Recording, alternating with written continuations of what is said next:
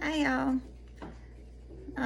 School starts tomorrow. Well, here soon for some people, but tomorrow for my kids. My daughter Abigail can't wait. She likes school. She doesn't really like the work, but her friends. She wants to see her friends. We went yesterday to the open house and met all of her teachers, and they all seemed nice. But here's what I want to say: God is still in the schools. It seems like he's not, or hasn't been for many years, because not many acknowledge him. But he is still there. So let's start proclaiming that God is still in the schools. He made each and every one of those children and those teachers, each and every one of us. So we can still proclaim God is in the schools. And we need to pray for our students and our teachers. If you're a Christian teacher, student, and you haven't been acknowledging God at school, well, start now. It's not too late.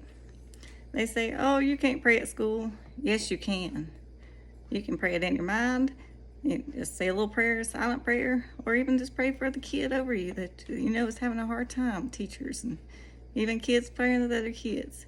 You can do it. We still have freedom of speech.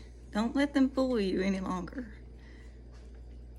Pray for each of those children and teachers. Even if you're not a teacher, or if you have nothing to do with school, still pray for those children in schools and the teachers there. I'm sure you've heard, they're coming after your kids.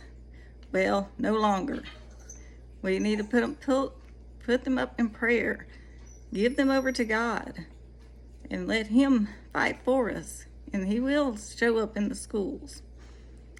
Lift them all in prayer and quit saying that God is not in school, because he is still there. He has been all along.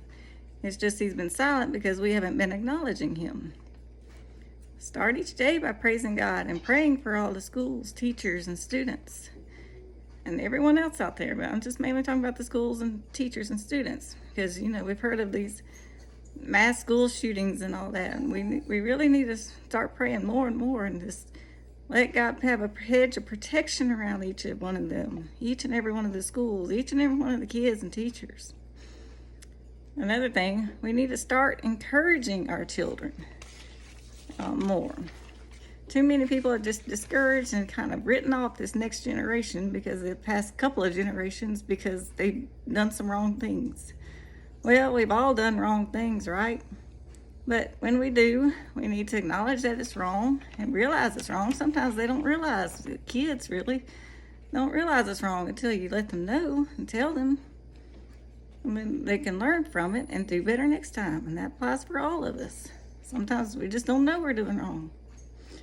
Encourage your kids and grandkids, even if you don't have any. Encourage the ones in your church or wherever you see them to be the ones to stand out against the crowd, the bad crowd, to be kind to the one who did them wrong, and to pray for the bullies in the school, that even the bullies can be turned over to God. Teach your kids and grandkids they can pray in the school.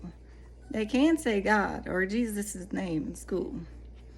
They can even take their Bible if they want to and open it up and read it during their free time. If someone doesn't like it, well, they have the right to do that. It doesn't matter. They have the right to speak about God or Jesus. Acknowledge him in the school again. And they have not taken away our freedom of speech. They're trying to tell us that. And, no, you can't say that. Can't say that. Can't say that about God. They're against us Christians, but Christians need to stand up against that and say God is still in our schools. Tell your kids to set the example for others. They keep saying, take your kids out of public schools, put them in private schools, or homeschool them. Take them out.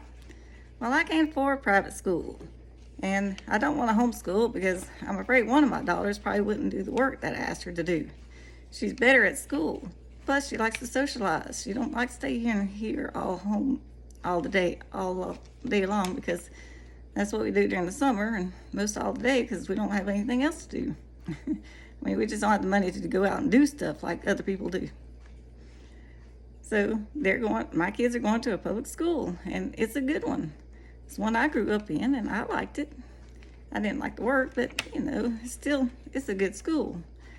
Not all of the schools are bad, by the way.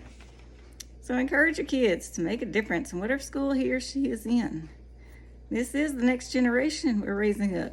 And I believe God has a lot in store for each and every one of those kids and teachers, because God's children are not for sale. Love y'all.